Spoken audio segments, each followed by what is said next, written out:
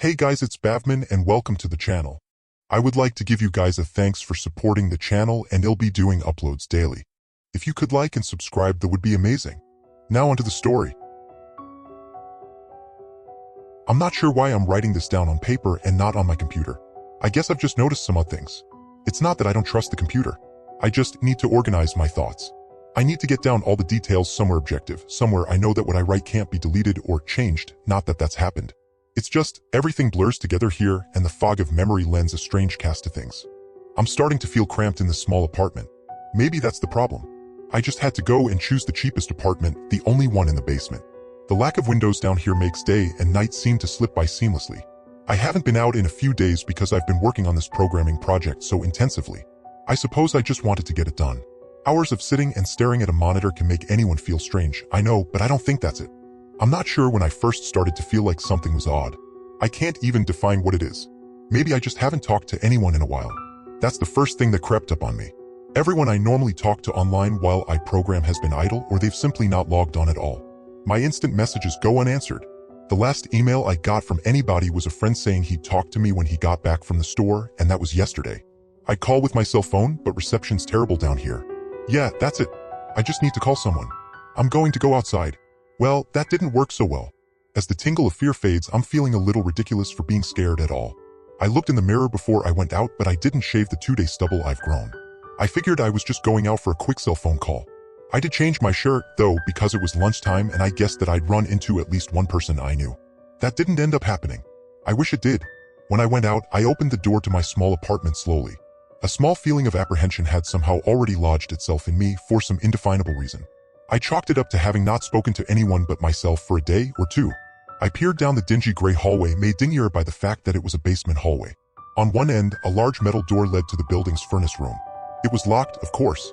2 dreary soda machines stood by it. I bought a soda from one the first day I moved in, but it had a 2-year-old expiration date. I'm fairly sure nobody knows those machines are even down here, or my cheap landlady just doesn't care to get them restocked. I closed my door softly and walked the other direction, taking care not to make a sound. I have no idea why I chose to do that, but it was fun giving in to the strange impulse not to break the droning hum of the soda machines, at least for the moment. I got to the stairwell and took the stairs up to the building's front door. I looked through the heavy door's small square window and received quite the shock. It was definitely not lunchtime. City gloom hung over the dark street outside, and the traffic lights at the intersection in the distance blinked yellow. Dim clouds, purple and black from the glow of the city, hung overhead. Nothing moved, save the few sidewalk trees that shifted in the wind. I remember shivering, though I wasn't cold. Maybe it was the wind outside. I could vaguely hear it through the heavy metal door, and I knew it was the unique kind of late-night wind, the kind that was constant, cold, and quiet, save for the rhythmic music it made as it passed through countless unseen tree leaves. I decided not to go outside. Instead, I lifted my cell phone to the door's little window and checked the signal meter. The bars filled up the meter and I smiled. Time to hear someone else's voice, I remember thinking, relieved. It was such a strange thing to be afraid of nothing. I shook my head, laughing at myself silently. I hit speed dial for my best friend Amy's number and held the phone up to my ear. It rang once, but then it stopped. Nothing happened. I listened to silence for a good 20 seconds, then hung up. I frowned and looked at the signal meter again, still full. I went to dial her number again, but then my phone rang in my hand, startling me. I put it up to my ear. "Hello?" I asked, immediately fighting down a small shock at hearing the first spoken voice in days, even if it was my own. I had gotten used to the droning hum of the building's inner workings, my computer, and the soda machines in the hallway. There was no response to my greeting at first, but then, finally, a voice came. "Hey," said a clear male voice, obviously of college age, like me. "Who's this?" "John," I replied, confused. "Oh, sorry, wrong number," he replied, then hung up. I lowered the phone slowly and leaned against the thick brick wall of the stairwell. That was strange. I looked at my received calls list, but the number was unfamiliar. Before I could think on it further, the phone rang loudly, shocking me yet again. This time, I looked at the caller before I answered. It was another unfamiliar number. This time, I held the phone up to my ear, but said nothing.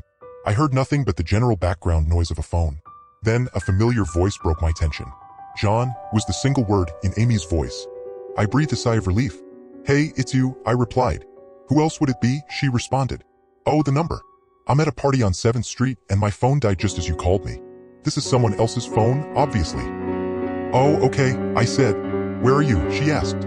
My eyes glanced over the drab whitewashed cylinder block walls and the heavy metal door with its small window. "At my building," I sighed. "Just feeling cooped up. I didn't realize it was so late." "You should come here," she said, laughing. Nah, I don't feel like looking for some strange place by myself in the middle of the night, I said, looking out the window at the silent windy street that secretly scared me just a tiny bit. I think I'm just going to keep working or go to bed. Nonsense, she replied. I can come get you. Your building is close to 7th Street, right? How drunk are you? I asked lightheartedly. You know where I live. Oh, of course, she said abruptly. I guess I can't get there by walking, huh? You could if you wanted to waste half an hour, I told her. Right, she said. Okay, have to go, good luck with your work. I lowered the phone once more, looking at the numbers flash as the call ended. Then, the droning silence suddenly reasserted itself in my ears. The two strange calls and the eerie street outside just drove home my aloneness in this empty stairwell. Perhaps from having seen too many scary movies, I had the sudden, inexplicable idea that something could look in the door's window and see me, some sort of horrible entity that hovered at the edge of aloneness, just waiting to creep up on unsuspecting people that strayed too far from other human beings. I knew the fear was irrational, but nobody else was around, so I jumped down the stairs, ran down the hallway into my room, and closed the door as swiftly as I could while still staying silent. Like I said, I feel a little ridiculous for being scared of nothing, and the fear has already faded. Writing this down helps a lot. It makes me realize that nothing is wrong. It filters out half-formed thoughts and fears and leaves only cold, hard facts. It's late, I got a call from a wrong number and Amy's phone died, so she called me back from another number. Nothing strange is happening. Still, there was something a little off about that conversation. I know it could have just been the alcohol she'd had, or was it even her that seemed off to me? Or was it, yes, that was it. I didn't realize it until this moment, writing these things down. I knew writing things down would help. She said she was at a party, but I only heard silence in the background. Of course, that doesn't mean anything in particular, as she could have just gone outside to make the call. No, that couldn't be it either. I didn't hear the wind. I need to see if the wind is still blowing. Today is Monday. I forgot to finish writing last night. I'm not sure what I expected to see when I ran up the stairwell and looked out the heavy metal door's window. I'm feeling ridiculous. Last night's fear seems hazy and unreasonable to me now. I can't wait to go out into the sunlight. I'm going to check my email, shave, shower, and finally get out of here. Wait, I think I heard something. It was thunder. That whole sunlight and fresh air thing didn't happen. I went out into the stairwell and up the stairs only to find disappointment. The heavy metal door's little window showed only flowing water as torrential rain slammed against it. Only a very dim, gloomy light filtered in through the rain, but at least I knew it was daytime, even if it was a gray, sickly, wet day. I tried looking out the window and waiting for lightning to illuminate the gloom, but the rain was too heavy and I couldn't make out anything more than vague weird shapes moving at odd angles in the waves washing down the window. Disappointed, I turned around, but I didn't want to go back to my room. Instead, I wandered further up the stairs, past the first floor and the second. The stairs ended at the third floor, the highest floor in the building. I looked through the glass that ran up the outer wall of the stairwell, but it was that warped, thick kind that scatters the light, not that there was much to see through the rain to begin with. I opened the stairwell door and wandered down the hallway. The 10 or so thick wooden doors, painted blue a long time ago, were all closed. I listened as I walked, but it was the middle of the day, so I wasn't surprised that I heard nothing but the rain outside. As I stood there in the dim hallway, listening to the rain, I had the strange fleeting impression that the doors were standing like silent granite monoliths erected by some ancient forgotten civilization for some unfathomable guardian purpose. Lightning flashed, and I could have sworn that, for just a moment, the old grainy blue would look just like rough stone. I laughed at myself for letting my imagination get the best of me, but then it occurred to me that the dim gloom and lightning must mean there was a window somewhere in the hallway. A vague memory surfaced, and I suddenly recalled that the third floor had an alcove and an inset window halfway down the floor's hallway. Excited to look out into the rain and possibly see another human being, I quickly walked over to the alcove, finding the large thin glass window. Rain washed down it as with the front door's window, but I could open this one. I reached a hand out to slide it open, but hesitated. I had the strangest feeling that if I opened that window, I would see something absolutely horrifying on the other side. Everything's been so odd lately, so I came up with a plan, and I came back here to get what I needed. I don't seriously think anything will come of it, but I'm bored, it's raining, and I'm going stir crazy. I came back to get my webcam. The cord isn't long enough to reach the third floor by any means, so instead I'm going to hide it between the two soda machines in the dark end of my basement hallway, run the wire along the wall and under my door, and put black duct tape over the wire to blend it in with the black plastic strip that runs along the base of the hallway's walls. I know this is silly, but I don't have anything better to do. Well, nothing happened. I propped open the hallway to stairwell door, steeled myself, then flung the heavy front door wide open and ran like hell down the stairs to my room and slammed the door. I watched the webcam on my computer intently, seeing the hallway outside my door and most of the stairwell. I'm watching it right now and I don't see anything interesting. I just wish the camera's position was different so that I could see out the front door. Hey, somebody's online. I got out an older, less functional webcam that I had in my closet to video chat with my friend online. I couldn't really explain to him why I wanted to video chat, but it felt good to see another person's face. He couldn't talk very long, and we didn't talk about anything meaningful, but I feel much better. My strange fear has almost passed. I would feel completely better, but there was something odd about our conversation. I know that I've said that everything has seemed odd, but still, he was very vague in his responses. I can't recall one specific thing that he said, no particular name, or place, or event, but he did ask for my email address to keep in touch. Wait, I just got an email. I'm about to go out. I just got an email from Amy that asked me to meet her for dinner at the place we usually go to. I do love pizza, and I've just been eating random food from my poorly stocked fridge for days, so I can't wait. Again, I feel ridiculous about the odd couple of days I've been having. I should destroy this journal when I get back. Oh, another email. Oh my god. I almost left the email and opened the door. I almost opened the door. I almost opened the door, but I read the email first. It was from a friend I hadn't heard from in a long time, and it was sent to a huge number of emails that must have been every person he had saved in his address list. It had no subject, and it said simply, "Seen with your own eyes, don't trust them, they." What the hell is that supposed to mean? The words shock me, and I keep going over and over them. Is it a desperate email sent just as something happened? The words are obviously cut off without finishing. On any other day, I would have dismissed this as spam from a computer virus or something, but the words "seen with your own eyes." I can't help but read over this journal and think back on the last few days and realize that I have not seen another person with my own eyes or talked to another person face to face. The webcam conversation with my friend was so strange, so vague, so eerie now that I think about it. Was it eerie? Or is the fear clouding my memory? My mind toys with the progression of events I've written here, pointing out that I have not been presented with one single fact that I did not specifically give out unsuspectingly. The random wrong number that got my name and the subsequent strange return call from Amy, the friend that asked for my email address. I messaged him first when I saw him online, and then I got my first email a few minutes after the conversation. Oh my god, that phone call with Amy. I said over the phone, I said that I was within half an hour's walk of 7th Street. They know I'm near there. What if they're trying to find me? Where is everyone else? Why haven't I seen or heard anyone else in days? No, this is crazy. This is absolutely crazy. I need to calm down. This madness needs to end. I don't know what to think. I ran about my apartment furiously, holding my cell phone up to every corner to see if it got a signal through the heavy walls. Finally, in the tiny bathroom near one ceiling corner, I got a single bar. Holding my phone there, I sent a text message to every number in my list. Not wanting to betray anything about my unfounded fears, I simply sent,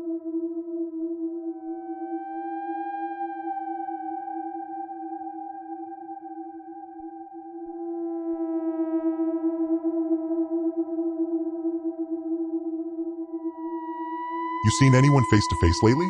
At that point, I just wanted any reply back. I didn't care what the reply was or if I embarrassed myself. I tried to call someone a few times, but I couldn't get my head up high enough, and if I brought my cell phone down even an inch, it lost signal. Then I remembered the computer and rushed over to it, instant messaging everyone online. Most were idle or away from their computer. Nobody responded. My messages grew more frantic, and I started telling people where I was and to stop by in person for a host of barely passable reasons. I didn't care about anything by that point. I just needed to see another person.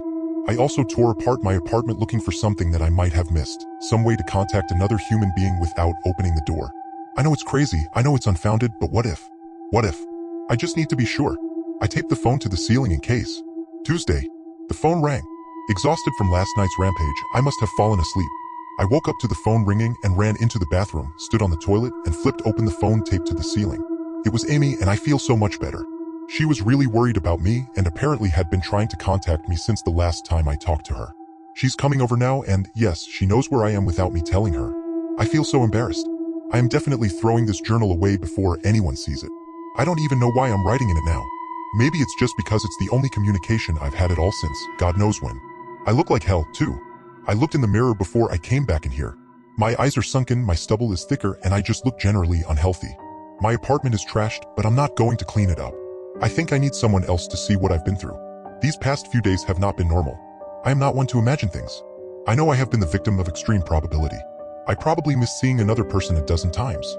I just happened to go out when it was late at night or the middle of the day when everyone was gone. Everything's perfectly fine, I know this now. Plus, I found something in the closet last night that has helped me tremendously, a television.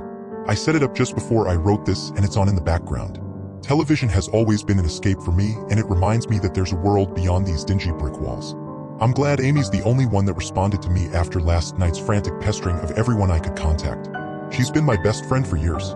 She doesn't know it, but I count the day that I met her among one of the few moments of true happiness in my life. I remember that warm summer day fondly. It seems a different reality from this dark, rainy, lonely place.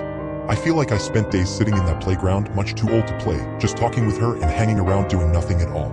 I still feel like I can go back to that moment sometimes, and it reminds me that this damn place is not all that there is. Finally, a knock on the door. I thought it was odd that I couldn't see her through the camera I hid between the two soda machines. I figured that it was bad positioning, like when I couldn't see out the front door. I should have known. I should have known. After the knock, I yelled through the door jokingly that I had a camera between the soda machines because I was embarrassed myself that I had taken this paranoia so far. After I did that, I saw her image walk over to the camera and look down at it. She smiled and waved. "Hey," she said to the camera brightly, giving it a wry look. "It's weird, I know," I said into the mic attached to my computer. "I've had a weird few days." "Must have," she replied. "Open the door, John." I hesitated. How could I be sure? "Hey, humor me a second here," I told her through the mic. "Tell me one thing about us. Just prove to me you're you." She gave the camera a weird look. All right," she said slowly, thinking. "We met randomly at a playground when we were both way too old to be there?" I sighed deeply as reality returned and fear faded. God, I'd been so ridiculous. Of course it was Amy. That day wasn't anywhere in the world except in my memory. I'd never even mentioned it to anyone, not out of embarrassment, but out of a strange secret nostalgia and a longing for those days to return. If there was some unknown force at work trying to trick me, as I feared, there was no way they could know about that day. "Haha, all right, I'll explain everything," I told her. "Be right there." I ran to my small bathroom and fixed my hair as best I could. I looked like hell, but she would understand. Snickering at my own unbelievable behavior and the mess I'd made of the place, I walked to the door. I put my hand on the doorknob and gave the mess one last look. So ridiculous, I thought. My eyes traced over the half-eaten food lying on the ground, the overflowing trash bin, and the bed I'd tipped to the side looking for God knows what. I almost turned to the door and opened it, but my eyes fell on one last thing. The old webcam, the one I used for that eerily vacant chat with my friend. Its silent black sphere lay haphazardly tossed to the side, its lens pointed at the table where this journal lay. An overwhelming terror took me as I realized that if something could see through the camera, it would have seen what I just wrote about that day. I asked her for any one thing about us, and she chose the only thing in the world that I thought they or it did not know, but it did. It did know. It could have been watching me the whole time. I didn't open the door. I screamed. I screamed in uncontrollable terror. I stomped on the old webcam on the floor. The door shook and the doorknob tried to turn, but I didn't hear Amy's voice through the door. Was the basement door, made to keep out drafts, too thick? Or was Amy not outside? What could have been trying to get in if not her? What the hell is out there?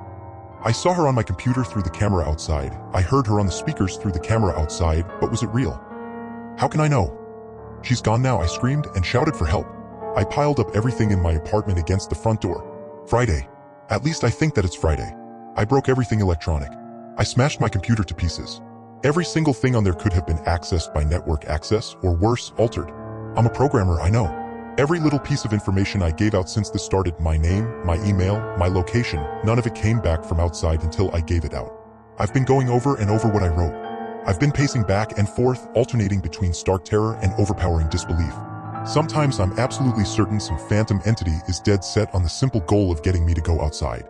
Back to the beginning, with the phone call from Amy, she was effectively asking me to open the door and go outside.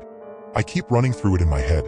One point of view says I've acted like a madman, and all of this is the extreme convergence of probability, never going outside at the right times by pure luck, never seeing another person by pure chance, getting a random nonsense email from some computer virus at just the right time. The other point of view says that extreme convergence of probability is the reason that whatever's out there hasn't gotten me already. I keep thinking, I never opened the window on the third floor. I never opened the front door until that incredibly stupid stunt with the hidden camera, after which I ran straight to my room and slammed the door. I haven't opened my own solid door since I flung open the front door of the building. Whatever's out there, if anything's out there, never made an appearance in the building before I opened the front door. Maybe the reason it wasn't in the building already was that it was elsewhere getting everyone else, and then it waited until I betrayed my existence by trying to call Amy, a call which didn't work until it called me and asked me my name. Terror literally overwhelms me every time I try to fit the pieces of this nightmare together. That email, short, cut off, was it from someone trying to get word out? Some friendly voice desperately trying to warn me before it came? Seen with my own eyes, don't trust them, exactly what I've been so suspicious of. It could have masterful control of all things electronic, practicing its insidious deception to trick me into coming outside. Why can't it get in? It knocked on the door, it must have some solid presence. The door, the image of those doors in the upper hallway as guardian monoliths flashes back in my mind every time I trace this path of thoughts. If there is some phantom entity trying to get me to go outside, maybe it can't get through doors. I keep thinking back over all the books I've read or movies I've seen, trying to generate some explanation for this. Doors have always been such intense foci of human imagination, always seen as wards or portals of special importance. Or perhaps the door is just too thick. I know that I couldn't bash through any of the doors in this building, let alone the heavy basement ones. Aside from that, the real question is, why does it even want me? If it just wanted to kill me, it could do it any number of ways, including just waiting until I starve to death. What if it doesn't want to kill me? What if it has some far more horrific fate in store for me? God, what can I do to escape this nightmare? A knock on the door. I told the people on the other side of the door I need a minute to think and I'll come out. I'm really just writing this down so I can figure out what to do. At least this time I heard their voices. My paranoia, and yes, I recognize I'm being paranoid, has me thinking of all sorts of ways that their voices could be faked electronically. There could be nothing but speakers outside, simulating human voices. Did it really take them 3 days to come talk to me? Amy is supposedly out there, along with 2 policemen and a psychiatrist. Maybe it took them 3 days to think of what to say to me. The psychiatrist's claim could be pretty convincing if I decided to think this has all been a crazy misunderstanding and not some entity trying to trick me into opening the door. The psychiatrist had an older voice, authoritarian but still caring. I liked it. I'm desperate just to see someone with my own eyes. He said I have something called psychosis, and I'm just one of a nationwide epidemic of thousands of people having breakdowns triggered by a suggestive email that got through somehow. I swear he said got through somehow. I think he means spread throughout the country inexplicably, but I'm incredibly suspicious that the entity slipped up and revealed something. He said I am part of a wave of emergent behavior, that a lot of other people are having the same problem with the same fears even though we've never communicated. That neatly explains the strange email about eyes that I got. I didn't get the original triggering email. I got a descendant of it my friend could have broken down to and tried to warn everyone he knew against his paranoid fears. That's how the problem spreads, the psychiatrist claims. I could have spread it, too, with my texts and instant messages online to everybody I know. One of those people might be melting down right now after being triggered by something I sent them, something they might interpret any way that they want, something like a text saying seen anyone face to face lately? The psychiatrist told me that he didn't want to lose another one, that people like me are intelligent and that's our downfall. We draw connections so well that we draw them even when they shouldn't be there. He said it's easy to get caught up in paranoia in our fast-paced world, a constantly changing place where more and more of our interaction is simulated. I have to give him one thing. It's a great explanation. It neatly explains everything. It perfectly explains everything, in fact. I have every reason to shake off this nightmarish fear that something or consciousness or being out there wants me to open the door so it can capture me for some horrible fate worse than death. It would be foolish, after hearing that explanation, to stay in here until I starve to death just to spite the entity that might have got everyone else. It would be foolish to think that, after hearing that explanation, I might be one of the last people left alive on an empty world, hiding in my secure basement room, spiting some unthinkable deceptive entity just by refusing to be captured. It's a perfect explanation for every single strange thing I've seen or heard, and I have every reason in the world to let all of my fears go and open the door. That's exactly why I'm not going to. How can I be sure? How can I know what's real and what's deception? All of these damn things with their wires and their signals that originate from some unseen origin. They're not real, I can't be sure. Signals through a camera, fake video, deceptive phone calls, emails. Even the television lying broken on the floor, how can I possibly know it's real? It's just signals, waves, light, the door. It's bashing on the door. It's trying to get in. What insane mechanical contrivance could it be using to simulate the sound of men attacking the heavyweight so well? At least I'll finally see it with my own eyes. There's nothing left in here for it to deceive me with. I've ripped apart everything else. It can't deceive my eyes, can it? Seen with your own eyes, don't trust them, they wait. Was that desperate message telling me to trust my eyes, or warning me about my eyes too? Oh my God, what's the difference between a camera and my eyes? They both turn light into electrical signals, they're the same. I can't be deceived. I have to be sure. I have to be sure. Date unknown. I calmly asked for paper and a pen, day in and day out, until it finally gave them to me. Not that it matters. What am I going to do? Poke my eyes out? The bandages feel like part of me now. The pain is gone. I figure this will be one of my last chances to write legibly, as, without my sight to correct mistakes, my hands will slowly forget the motions involved. This is a sort of self-indulgence, this writing, it's a relic of another time, because I'm certain everyone left in the world is dead, or something far worse. I sit against the padded wall day in and day out. The entity brings me food and water. It masks itself as a kind nurse, as an unsympathetic doctor. I think it knows that my hearing has sharpened considerably now that I live in darkness. It fakes conversations in the hallways on the off chance that I might overhear. One of the nurses talks about having a baby soon. One of the doctors lost his wife in a car accident. None of it matters, none of it is real. None of it gets to me, not like she does. That's the worst part, the part one almost can't handle. The thing comes to me masquerading as Amy. Its recreation is perfect. It sounds exactly like Amy, feels exactly like her. It even produces a reasonable facsimile of tears that it makes me feel on its lifelike cheeks. When it first dragged me here, it told me all the things I wanted to hear. It told me that she loved me, that she had always loved me, that it didn't understand why I did this, that we could still have a life together if only I would stop insisting that I was being deceived. It wanted me to believe, no, it needed me to believe that she was real. I almost fell for it. I really did. I doubted myself for the longest time. In the end, though, it was all too perfect, too flawless, and too real. The false Amy used to come every day, and then every week, and finally stopped coming altogether, but I don't think the entity will give up. I think the waiting game is just another one of its gambits. I will resist it for the rest of my life if I have to. I don't know what happened to the rest of the world, but I do know that this thing needs me to fall for its deceptions. If it needs that, then maybe, just maybe, I am a thorn in its agenda. Maybe Amy is still alive out there somewhere, kept alive only by my will to resist the deceiver. I hold onto that hope, rocking back and forth in my cell to pass the time. I will never give in. I will never break. I am a hero. The doctor read the paper the patient had scribbled on. It was barely readable, written in the shaky script of one who could not see. He wanted to smile at the man's steadfast resolve, a reminder of the human will to survive, but he knew that the patient was completely delusional. After all, a sane man would have fallen for the deception long ago. The doctor wanted to smile. He wanted to whisper words of encouragement to the delusional man. He wanted to scream, but the nerve filaments wrapped around his head and into his eyes made him do otherwise. His body walked into the cell like a puppet and told the patient once more that he was wrong and that there was nobody trying to deceive him.